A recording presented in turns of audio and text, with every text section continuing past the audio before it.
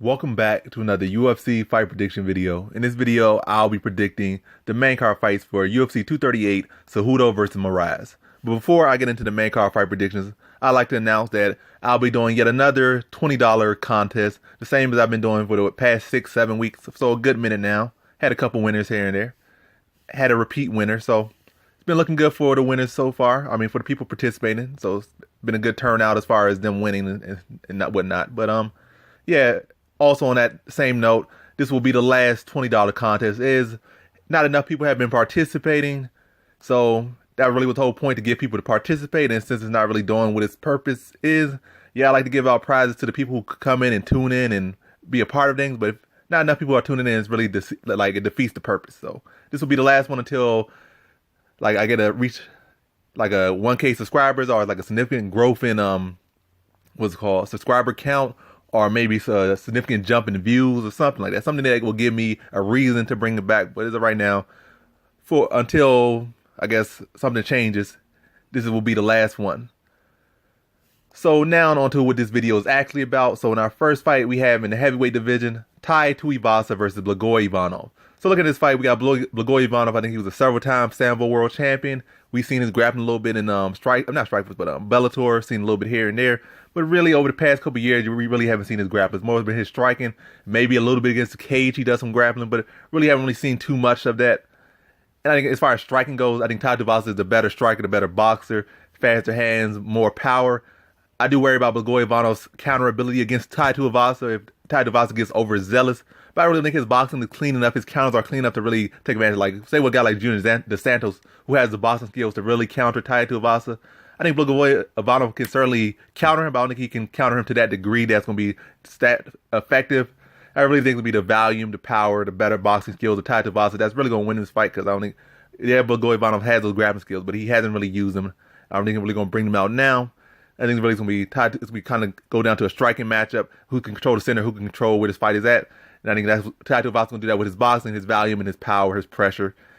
And I think Ivanov is a tough. I'm not even thinking he is a tough guy. Both of these guys are tough guys, so I think it's gonna be one of those real heavy, slugging heavyweight fights. But like I said, the volume, the power, and the pressure of Tuivasa, the better boxing skills are gonna win him this fight. It's gonna be a nice back and forth, heavy, slugging heavyweight fight. But Tuivasa is gonna come out the winner. So in this fight, I got Tuivasa via decision. Now on to our next fight we have in the bantamweight division, Jimmy Rivera versus Peter Yan. So I'm real high on Peter Yan now after his last couple performances. Jimmy Rivera is still a solid fighter. Some people might say he's overrated, this and that, but he's still a solid fighter. And probably as this fight, they're probably going to say he's even more of an overrated fighter, but that's really just not the case. That just shows you how good Peter Yan is. So what I like about Jimmy Rivera is that he's a forward pressure fighter. He is technical, but what's really his style is he's a tough fighter. He's going to go forward. He's going to come at you. I mean, he's not coming. He's going to come at you consistently. He's not going to really back down from a fight. He's going to bring his skill, well-rounded skills, good wrestling, heavy shots, a pressuring fighter, and will fight anyone. But the problem with that is that even though he's so good and so talented and so strong and this and that, but Peter Yan is the much more technical striker. I think if Jimmy Rivera can maintain that pressure, there will be a path to victory for him, or maybe he can land a big shot. But then again, look at Rivera. As far as in the UFC, outside of UFC, he was like a knockout artist. Then when he went up to came to the UFC, he's really been just decisions outside of his debut. So I don't really know about him dropping on anybody or knocking anybody out. He might be able to make somebody respect his power, but he's not really a knockout artist in the UFC as of right now. So I don't really worry too much about him getting a knockout victory over Peter Yan. I think with Peter Yan, like I said, I think his boxing just significantly better. His skills are simply better than Rivera. Peter Yan does have an issue with like getting getting himself going in the fights. But once he starts to find his rhythm, start to find his distance, start to find his stuff, then you start to really see him choose opponents apart. Like in the Dawson fight, at first Dawson was being forward pressuring. Then it took him a while to find his footing. Then we started to find his footing. He starts to chain together combos, and it's really hard to get back in the fight with Peter Yan. I think it's going to be pretty similar against Rivera. Rivera's going to be trying to be the forward pressure, try to be the dog in the fight. But Peter Yan's going to start to counter him, start to pick him apart. But at first, when we kind of trying to find that range, start to find those counters. Then he starts to tag Rivera up and start to put Rivera on the back foot. I think it's really going to be all she wrote for Rivera. And like I said, Rivera's a tough guy, so he's probably going to be able to make it the decision. But I think he gets dropped a couple times, gets hurt a couple times in that fight. But I feel like after the first being a close round, I think second, third, it's going to be all Peter Yan. It's going to be a runaway fight. But I think he makes the decision. Probably get dropped a couple times, but still managed to make it to a decision. But in this fight, I got Peter Yan via decision. Now on to our next fight we have in the lightweight division, Tony Ferguson versus Donald Cerrone. So we have a real big fight right here. The guy who never lost his interim belt, Tony Ferguson versus Donald Cerrone, the long-time lightweight contender, long-time just fighter in general, been around the belt and title fights, been a big star for many years in the WC, UFC. So we got a pretty big matchup right here between two certified legends, and both should be future Hall of Famers. Most wins in the UFC, most bonuses by Donald Cerrone. So they both accomplished a whole lot. Longest winning streak in lightweight division, I believe, either with Khabib, tied with Khabib, or a little bit ahead of Khabib. So a lot in this fight. But let's just get to the actual prediction. So Tony Ferguson, some people might say his boxing is good, but I really don't see it. I think he has some decent fundamentals here and there, but really he has some decent fundamentals that really wouldn't even make him that really good of a boxer. Then he mixes in his elbows, and he mixes in some grappling, a lot of unorthodoxness. So if his boxing was that real good, he wouldn't be getting caught every single fight and dropped every single fight. That shows you he has holes in his defense to be getting dropped, especially getting dropped by a guy like Kevin Lee, who doesn't really have the most boxing skills and stuff like that, or striking skills. So really, Tony Ferguson does have some holes in his striking defense. And really, when most of the things about him, he's always getting caught, is the fact that he's in such good condition, whether he's in such a good condition that he can roll with big shots, or he's in such good condition that when he gets dropped, he can pop right back up. That's really what it is. He got a lot of holes in his game, but just by him coming forward, that takes some of the power off his opponent's punches. He's like to smother you, take away the power of your punches, elbow you, then pretty much smother you to the point you start to, panic, start to duck down. He goes for that guillotine or that Dars or something like that. That's why he calls snap jiu-jitsu, get you to duck your head down, snap your neck down, and get a choke on you. He's good off his back, but I wouldn't say he's all that great off his back. He's solid off his back for sure, but that's not like he's one of those guys that's a pure off his back player. But yeah, solid, decent boxing, unorthodox, phenomenal cardio, phenomenal conditioning, crazy pressure, solid jiu-jitsu, scary jiu-jitsu, especially if you get him in that head front headlock position, you're in a very bad place against him. Donald Cerrone, heavy kicks, heavy body kicks, experience, sharp with his striking, really underrated jiu-jitsu. I think Cerrone can hold his own in jiu-jitsu against Ferguson, probably better than anyone he's fought so far. So a real good fight. But I'm gonna lean to Cerrone this one. Like I said, I feel like Ferguson has the pressure that can cause Cerrone issue as it had in the past. But this new Cerrone, one thing about him, he's not really he doesn't cave to pressure as much as he used to.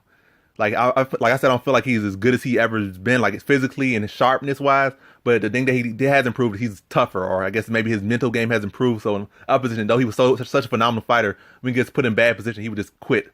Whereas now, that's really not the case. He's not as good as he used to be, but mentally he's far better than he ever was. So that pressure stuff might not be his weakness like it was in the past. Just overall probably got to be a better fighter than he is right now. He's not the best he's ever been, but mentally he's not like he's going to get beat mentally again. And then I think maybe in a 5-round fight that might help Ferguson a little bit more, because then you have more rounds to try to break him. But 3 rounds, I think Cerrone can hold his mental game that long and be sharp in this fight. I think he's been a longer fighter. I think Ferguson does have some good leg kicks, but I think Cerrone's kicks are just on a whole different level. He could tear him to the body, tear him to the leg.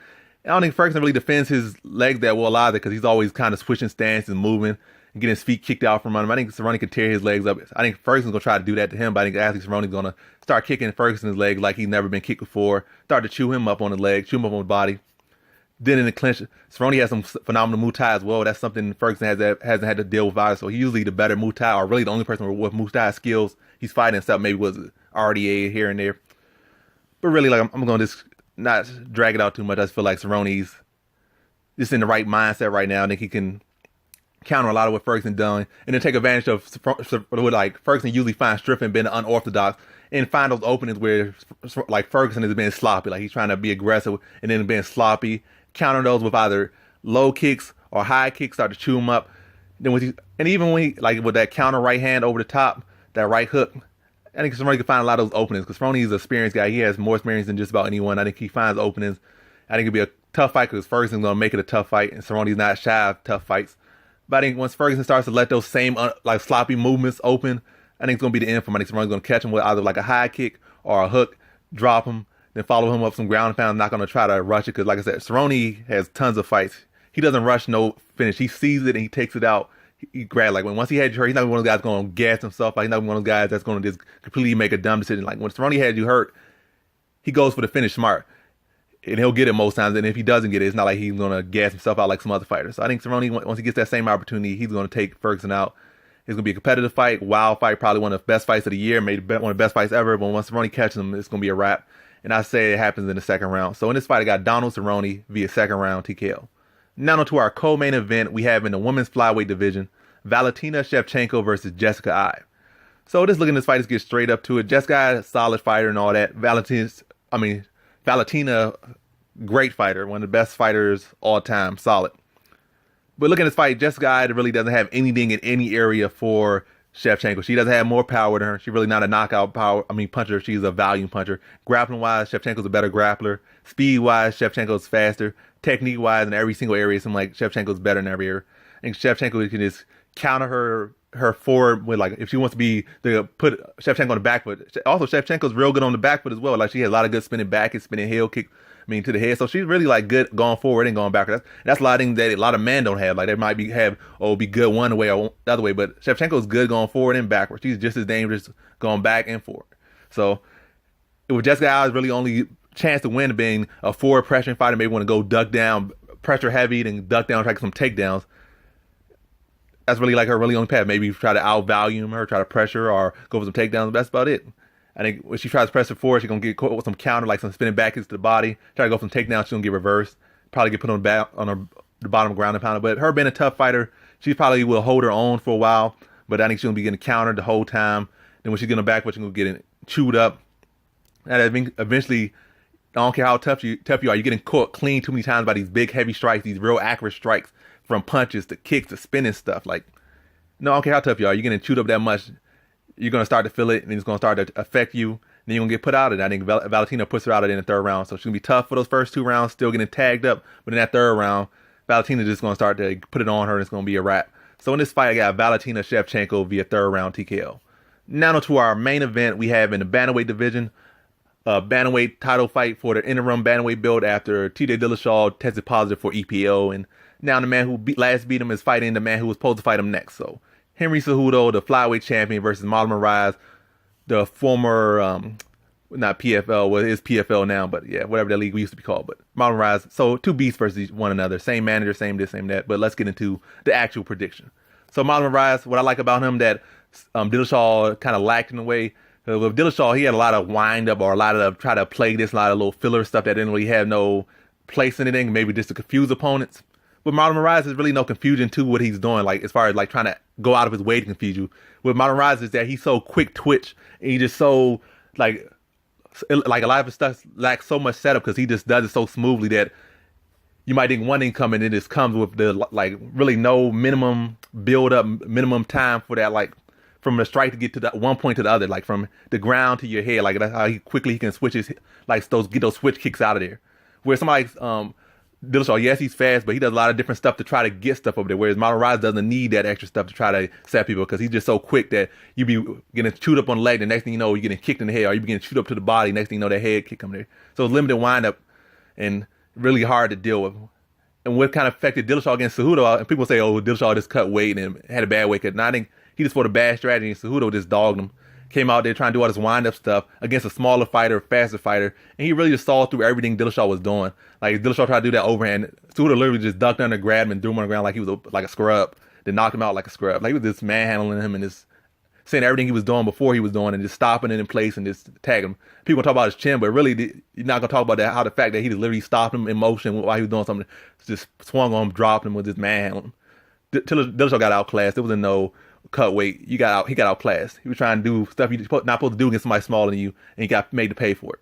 And then people underestimated how good of a boxer that Cejudo is. Like, really, it was Cejudo's wrestling that took a longer to integrate. When he first was coming out, like when he was in bantamweight, because he couldn't make weight, he was sliding bantamweights with punches. It was his wrestling that really was all that amazing. He was using it, but it wasn't like fully integrated. A lot of these Olympic caliber wrestlers come over. Yes, they still got that physical strength. Yes, they got that technique, but it's a difference between Olympic grappling and MMA grappling. So they take a little bit to get as good as they are with their grappling as far as on the world stage to the MMA stage.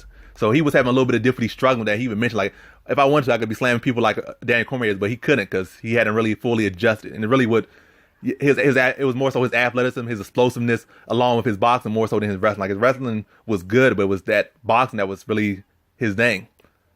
So whatever cases, I don't know why I went off with that, but basically I'm saying, like, people, for whatever reason, they were sleeping on his boxing. And also Dillashaw for the bad game plan, but other than that, the Dillashaw got destroyed. And same thing what happened, they fought that bantamweight, especially if Dillashaw fought the same way. But now to this fight, as far as what their weaknesses are against each other, I really don't see Moraes having any like strengths over Cejudo. Like say Cejudo has a weak area that Moraes is good in. Grappling wise, Cejudo is pretty solid on the ground. Moraes is solid everywhere. His Cejudo is solid everywhere. I don't think his submission abilities is all that good. But I don't think Moraes say like has such a advantage in the grappling that he's going to be able to take advantage of Cejudo in the grappling. So I don't see that. Whether who can take who down or who can't, I think both of them going to have to mix it up. Not be somebody just taking somebody down and land on them. It's going to have to be somebody. It's going to have to be a work, and they can't just rely on one single path to victory. It's going to have to be a full MMA game because they're both just that tough and well-rounded and strong in this. So it's going to be a full MMA fight. But I think who really actually has advantage over somebody is Cejudo. Cejudo has a good right hand and had it at least since he's been in the UFC. And Marlon Moraes kind of has that lead arm kind of low. And that's what he got dropped by, I think, what's his name, Dawson, at least twice. I mean, at least once. I think it was kind of almost a second time, but he for sure got dropped once by Dawson by a right hand. He got made, like, he got dropped. It was a boxing match. It would have been a drop by a Sunstyle in that first fight. So he gets caught by that right hand quite a bit. And that's one of Cejudo's best shots, especially when you're going to be mixing the takedowns. That hand's going to be even lower. So that's really an opportunity for Cejudo. And he's been even improving on that even more with his karate he's been implementing now. So that's really going to be a good factor. I mean, a important factor in this fight is that right hand, whether it be an overhand or be like just the right hand itself, especially mixing with that wrestling. That's going to be an opportunity for Cejudo. But like I said, I like the Moraes house. There's little wind up to the stuff, so it's not going to be much to read. So it's going to be it's going to be like kind of a shootout in a way. It's not going to be like somebody that's a slugfest. It's going to be a shootout. Who can better judge the range? Who can set their stuff up better and find those openings? And being a smaller fight that will help Cejudo. And also on Cejudo's side, I think we really haven't seen the best Cejudo is in his last fight. And he's improved significantly from the first Mighty Mouse fight to the second Mighty Mouse fight. And I think he even improved even more to the Dillashaw fight, but it ended so quick that we really didn't get to see his growth. So I'm willing to Cejudo's one. He has a lot of growth we haven't seen yet. Moraes, we've seen he's been looking like a beast. But like I said, I feel like the person who actually has a strength advantage, I mean, not a strength advantage, but has a point that they could take advantage of the other one is Cejudo with that right hand in the mixture of his wrestling. If he could get Moraes to respect the wrestling, that hand would drop lower, and Cejudo will find a path to knock Moraes out. Moraes is a bit chinny. I'm not saying he's a glass chin, but he is a bit chinny. You can catch him good. You can certainly affect him with that speed, that height difference, the mixture of the takedown. I think he's able to find that right hand eventually, and I think he fully capitalizes off it. It's going to be a competitive fight, a lot of heavy shots. It's not going to be no easy fight. It's going to be a back and forth war at the highest level.